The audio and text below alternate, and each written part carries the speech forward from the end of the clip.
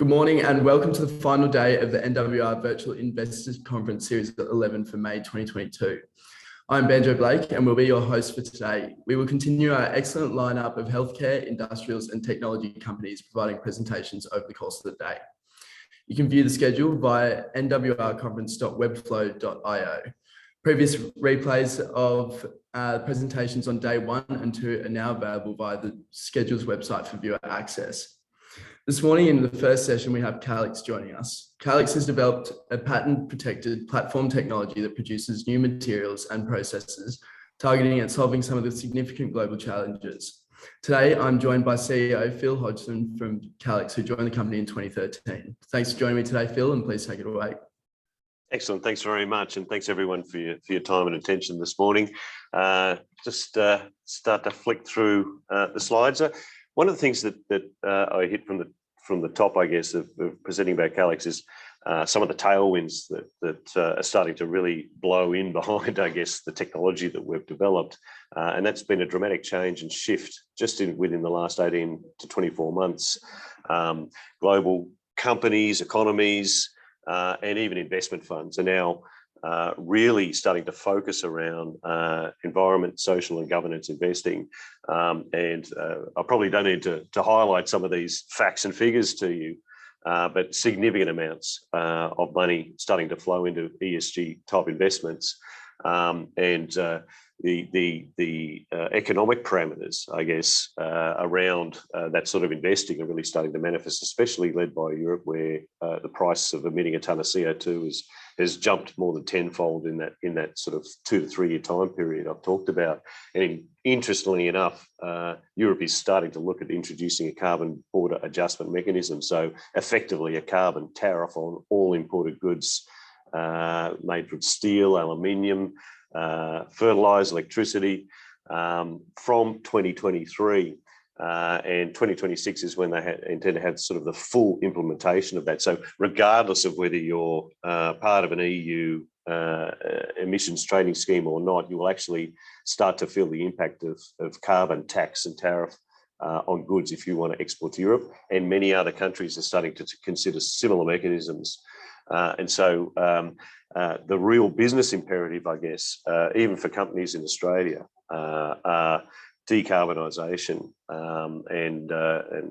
It's no surprise that you've seen some pretty top companies recently in Australia set out their decarbonisation roadmaps, and Adbri's presentation on Monday, for example, is another area where a company such as Australian-focused company such as Adbri is really looking at what steps they can take to decarbonise their business.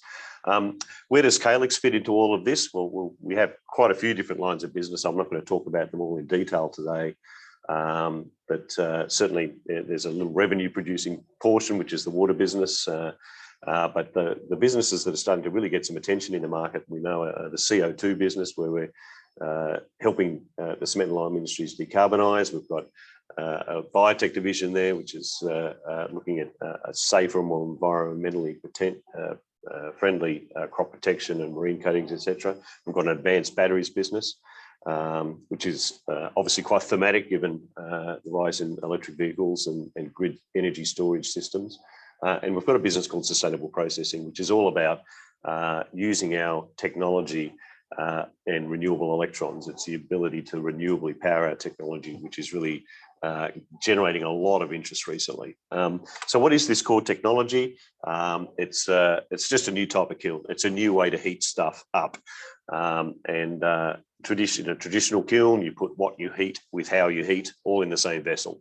So the fuel and the rocks, whatever you're trying to heat up, they're all in the same vessel, and that's been done much the same way for 5,000 to 7,000 years. Vessels have changed shape and all those sorts of things, but it's been pretty much the same for that period of time. We separate how you heat from what you heat, and we do that with a very large steel tube. I usually demonstrate that with my little toilet roll here. The tube we have is about 1.8 metres in diameter and anywhere from 24 to 36 metres high. And we heat this tube externally, and we don't care how we heat it. We can heat it with flames, we can heat it with electricity, doesn't matter. we heat it up to about 1,000 degrees centigrade, and whatever we're trying to heat goes down the center. And that material needs to be in quite a fine form. Like imagine holding a lump of flour in your hand and dropping that flour and watching it float to the floor. That's basically all that's happening inside our tube. Whatever we're trying to heat is introduced at the top as a powder, and it just floats down. And it's the red hot walls of the tube radiating heat into the powder that heats it up. Why do it this way? Well, I'll cover off several different advantages, but the first and probably the most topical at the moment is whenever you're heating limestone, half the weight of a lump of limestone is CO2 trapped in that rock. And so when the cement and lime industries heat up their limestone, the CO2 is released from the rock and basically is pumped out into the atmosphere. Cement and lime industry is responsible for about 8% of global CO2 emissions, and 2/3 of those emissions are coming from the rock, not from how they're heating it. So you can imagine with our kiln, if we're heating a tube externally, the cement meal or ground limestone goes down the middle of the tube. And as the CO2 comes out of those particles, it doesn't get mixed with furnace gases. It basically makes its way back about the top of the tube as a pretty pure CO2 stream. So our kiln, just a different way to heat stuff up, is actually quite a neat way to separate the CO2 directly that's coming out of the limestone, which, as I mentioned before, is 2/3 of their emissions. And so CO2 capture is the first, I guess, application and advantage of the technology. The second advantage of the technology is there's no flames and smoke touching the particles. And there's no real hot zones in our kiln. It's all a nice even temperature. And so that enables us to make some pretty highly active materials, not contaminated and not burnt. And it's that part of the technology, or that aspect of the technology, which is allowing us to look at some really interesting materials and material science here. And that's in batteries and biotech and the water business. To give a very brief example, our batteries business is looking at making some really interesting what's called manganese oxide crystals from a precursor called manganese carbonate. And it goes down our kiln, we blow off the CO2, and we make a really highly porous, uncontaminated, unburnt crystal structure. And that manganese oxide, which the original manganese oxide battery was, by the way, in a Nissan Leaf. And the Nissan Leaf used to last about 2 or 3 years before the battery deteriorated. And that was because the crystal structures were breaking down as the lithium moved in and out.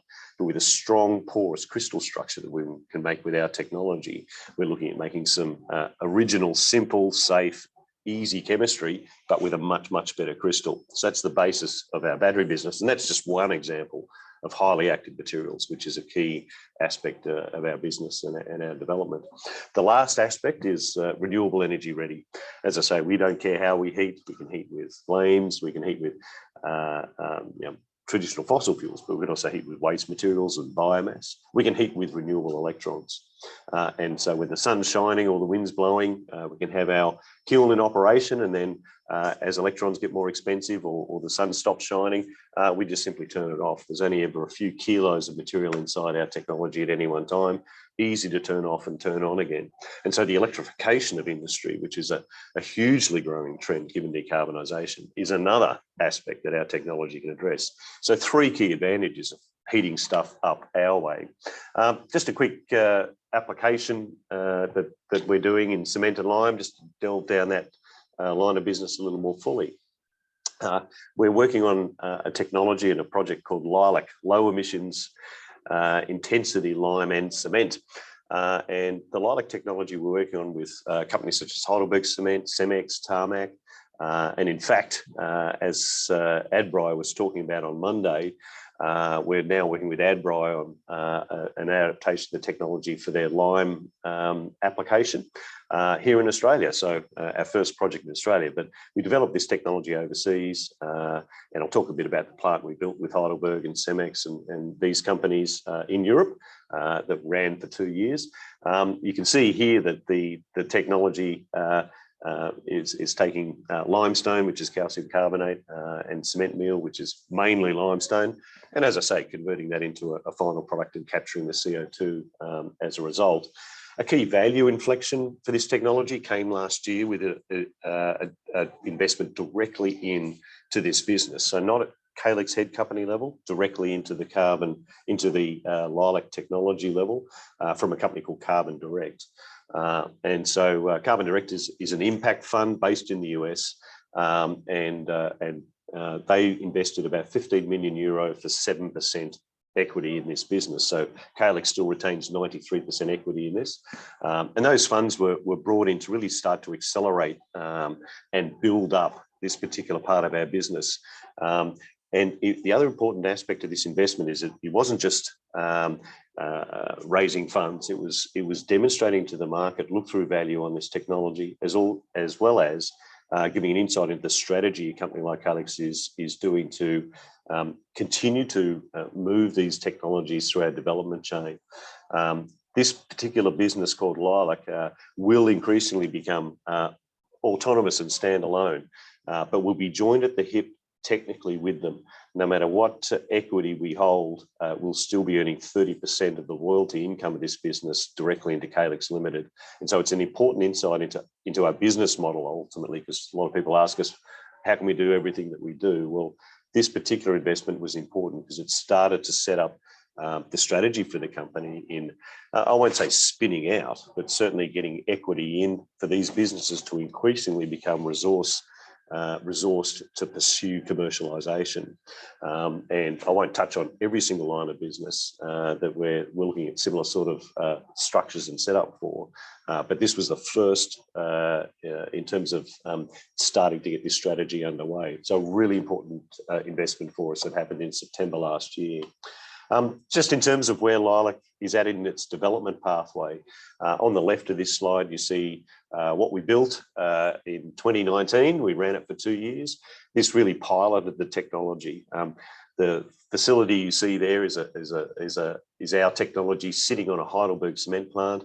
We're taking about a 5% slipstream of that cement plant, and we put it through this, and we did all sorts of test runs over a period of about 2 years. And key thing, the tube didn't melt, the thing didn't fall over, it worked. It separated 95% plus purity CO2 at the top, product out the bottom, went back into Heidelberg cement process and produced cement on spec, et cetera, So it's a really was a really important proof point for the technology. This particular scale up here is there's only one tube here. In this one, there's going to be 4 of these things. And so it's now a scaled up version that we're just past our financial investment decision on in March. This will be built at a Heidelberg cement facility in Hanover in Germany, capable of a 20% slipstream of a full-scale cement plant, demonstrating the separation of CO2. Key technical challenges with this application is really integrating the process and heat streams well so that we can get the maximum efficiency out of our technology. With this particular one here in Lilac 1, it was standalone. This one here is going to be fully integrated. And so it'll demonstrate a retrofit case for the technology on an existing cement plant. The next one here is full scale. It'll take Lilac 2 and multiply that by 4 or 5 to get to a full scale facility. It will replace what's called this preheater pre-calciner tower in a full scale cement plant. That'll be capable of 500,000 tonnes a year of CO2 separation. To give you an idea of the scale of the issue facing the cement industry, and I guess the scale of the opportunity for us, these plants, one would need to be built every 3 days between now and 2050 to mitigate the CO2 emissions in the cement industry. So huge problem for the cement industry, huge opportunity for technologies that are going to be addressing CO2 issues in cement and lime. Interestingly enough as well, a project pipeline in Lilac, we're more than doubled in the last 12 months. So it isn't just a development piece alone. The commercialization piece is really starting to accelerate as well as companies, 48 different projects in our pipeline now are lining up to have a look at whether they can have cement plants ready to go to start to build from 2024 as this proof point is hit. And so that target there is to have these sorts of plants ready at financial investment decision as this one hits its proof point. And so possibly you could be targeting some of these plants around 2026 or so. And so I think the acceleration in the interest in the technology and the acceleration we've got to do in the development of the technology is really quite exciting. Lots happening on the lilac front. Just a very quick layup of, and all of this is in the public domain, so this is all available. Very quick layup of where lilac sits in the competitive landscape, although because there's so few companies operating in this space, I don't really see it as competitive just at the moment, but I've ranked these according to tech readiness level, which is a NASA scale of 1, an idea in someone's head, to 9, fully developed. Lilac 1 set us up at 6, which is pilot scale in industrial environment. The only one sort of slightly ahead of us is amine, used for 30 to 40 years or more in the gas industry to separate CO2 from natural gas. Never been used for cement at scale, but because it's had that history, it's probably slightly ahead of us from a TRL level. Key advantage of lilac is the cost per tonne of CO2 avoided. These figures here are from the output report from our Lilac 1 project, so it's not just our figures, they're the figures that the consortium agreed to with respect to the potential cost of lilac compared to all the other technologies. Amine is expensive because you've got to build a whole chemical plant at the end of your cement plant, cool the flue gases down, use a chemical to extract the CO2, reboil that chemical to release the CO2. Lots of energy required to do all of that. That's why it's so expensive. So our key challenge is to make sure we integrate process and heat really well to get the best efficiencies we can to get down to these numbers or possibly even lower. So we're in a pretty good position when it comes to the competitive landscape, the technical potential and cost potential of this technology for such a huge problem in a huge industry. A lot of people ask what to do with the CO2, and in the States, they've already got infrastructure that moves the CO2 around for less than 20 US a tonne. They used to use it in the 70s for enhanced oil recovery, and they're increasingly looking to use that infrastructure now for CO2 sequestration. No matter how much CO2 we'd love to use, cans of Coke, putting it into building products and all sorts of things. The IEA, International Energy Agency, estimates we can only ever deal with about 13% of the emissions of the cement industry. And so we really do need to look at sequestration options, injecting it back underground. It's been done in the States for 40 years or 50 years, and that infrastructure is already there. Plotted on this map are quite a few, all the cement plants in the US, and there are clearly some cement plants really proximate to CO2 infrastructure, which is really interesting for us. In Europe, the way they're looking at this is really around hubs, building these hubs. This one here in the UK, we're working on with Tarmac, which is a subsidiary of CRH, one of the largest cement companies in the world. And so this is a project that we're looking at with Tarmac to put a lime calciner as a part of a development of this particular CO2 hub in the UK. They're targeting production and sequestration of CO2 in 2025. So again, not too far away. So just conscious of time, there's a few other things I could talk about in the business, and I'm sure there's some interest in spodumene and these sorts of areas, but I'm just conscious of time. So rather than delve down into too many other verticals, I'll concentrate on the CO2 today, but I can take questions across the rest of the business and happy to take those now. Perfect. Thanks a lot for that presentation, Phil. That was great to get a bit of an insight into Calyx's model and where they operate as well. Just got a few questions that have trickled through. If we look forward to a couple of years' time in 2024, where do you see the traction within the lime and cement space? You've spoken a number of times on the technical ready level.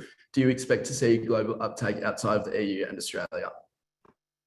Yeah, very good question. I think with the cement time frame, I mentioned sort of around 2026, it'd be great to have the first full-scale cement plant up and running. So effectively what we're targeting there is 2024 to have that proof point around Lilac 2, which is the closely heat process integrated facility.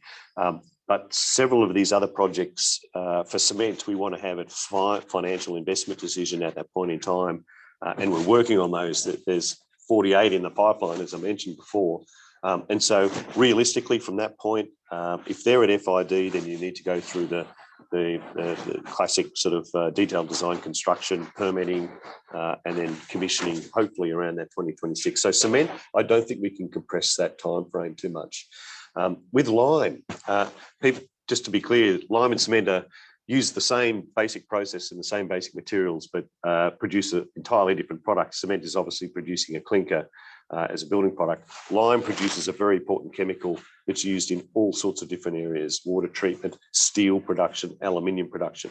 Now with lime, we could be going a bit earlier. So again, the work we're doing with Adbri is looking at a commercial scale lime kiln. And if we can get that up and running much earlier than 2026, then that would certainly be a target. So lime is one of those that could move more quickly. And so, yeah, hopefully that gives, I guess, an idea of cement versus lime, but also some time frames. Awesome, thanks for that. Another question: the company has this number of effectively standalone businesses that level Calyx's platform technology. Do you see the company in coming years listing these companies separately? Look, that's certainly a possibility. If I talk about a spin-out model, it's really about making these standalone entities that can fly commercially. At Calyx, we're pretty good at the early stage development of applications of the technology up to sort of pre-commercial almost, but they become quite investable at that pre-commercial stage. And then investment, for example, that was manifest in the carbon direct investment, is certainly a model that we're looking at to allow the core of Calyx to continue to concentrate on development of the next great application. So if we take a look at those equity farm-ins and ultimately what might be spin-outs, the way they go about their business of commercialisation may be further capital raise or equity injections, and that may be in the private space or in the public space even. So yes, it's certainly certainly an area that is one option for us, I guess, as those companies continue to commercialise. Awesome, thanks for that insight. Just in terms of the spodumene space, 50% of Tesla's batteries were made up of lithium phosphate, which is what the Pilbara Calyx JV is looking to produce. How significant could this be for Calyx, and would Calyx receive just a royalty or actually enjoy the upside in terms of a revenue split? Good question. Yeah, so certainly as the question has picked up, we're targeting a lithium phosphate salt from the Pilbara work that we're doing. The reason we're targeting it is we're shipping two useful components of a battery around. So lithium iron phosphate is one of the fastest growing battery chemistries. And as you mentioned, Tesla before, obviously the Tesla 3s made in China all have lithium iron phosphate batteries. And so the effort there is to really try and make a product that has good value in both of the things you ship, the lithium and the phosphate, and obviously a lower carbon footprint as a result. And just to give you an example, most people are aware of lithium carbonate or lithium hydroxide as the key modes of shipping lithium around. The carbonate and the hydroxide parts of that salt are useless, they're worthless, whereas the phosphate part is of some value. So that's the reason we're targeting that chemistry. We think it's a highly prospective potential product chemistry. In terms of Calyx's ultimate business model in this space, obviously we're looking at putting a joint venture together with Pilbara Minerals to start to produce this material in commercial demonstration quantities. So 3,000 tonne a year is sort of the rough target plant size that we're looking at there. And the rough value of the lithium in lithium phosphate, assuming the phosphate's worthless, the rough value of the lithium is probably at least 80% of the value of say a lithium carbonate today, which is anywhere from 50 to 80,000 a tonne, which is quite phenomenal. So that plant in and of itself could be quite an interesting sort of commercial earner. It's obviously meant to be a commercial demonstrator, and certainly we'll be using it for test runs and those sorts of things, but it's producing a very valuable product as it stands today. So the participation ultimately, though, is to jointly market the technology with Pilbara Minerals to the overall industry. And so it's not something that's tied up between us and Pilbara exclusively. Certainly the partnership we have is exclusive, but the technology is meant to be licensed to industry. And so in that effort, Calyx and Pilbara will be adopting a much more capital light sort of licensing and royalty type model to the rest of industry as we prove that technology out. So hopefully that gives you a bit of an idea of the business model we're looking at there. Awesome. Thanks a lot for your time today, Phil. It was great to get a bit of an insight into Calyx and where you guys are heading in the next few years. Thanks for your time. Excellent. No, thanks very much for having me on, and thanks everyone for your attention. Thanks, Phil.